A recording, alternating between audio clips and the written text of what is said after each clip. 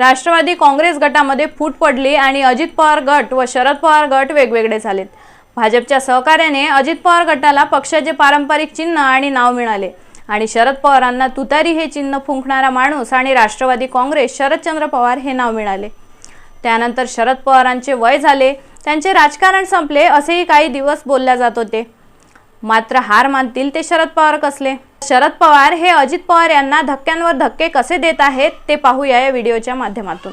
नमस्कार, मी समीक्षा खडेबोल चॅनलवर आपले स्वागत करते।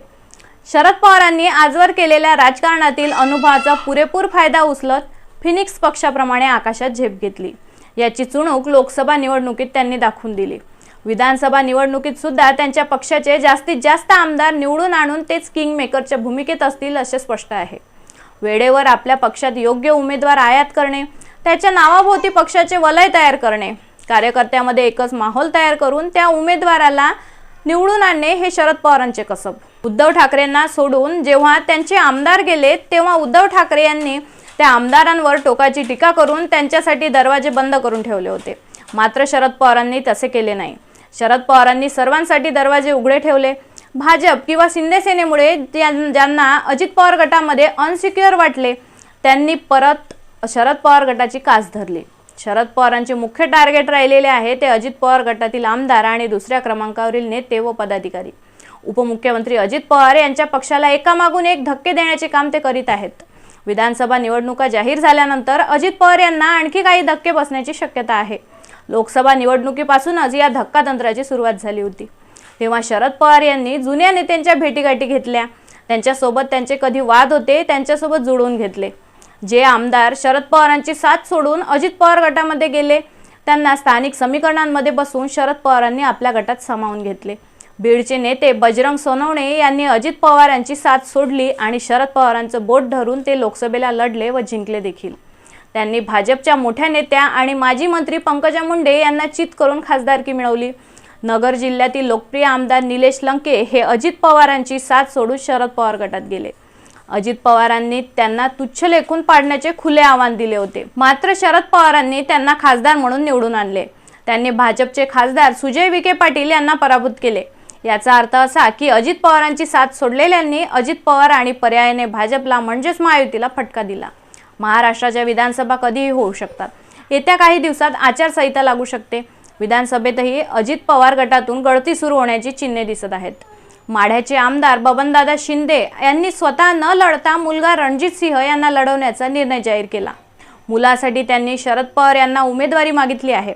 अपक्ष लढण्याचे सुद्धा त्यांनी संकेत दिलेत। त्यांचे बंधू व करमाळ्याचे आमदार संजय मामा शिंदे हे 2019 मध्ये अपक्ष जिंकले होते। सध्या ते अजित पवारांसोबत आहेत। अलीकडे शिंदे बंधूंनी मेळावा घेतला आणि अपक्ष किंवा शरद पवार गटाकडून लढण्याचे संकेत दिलेत। हा अजित पवारांना मोठा शह मानला जातो।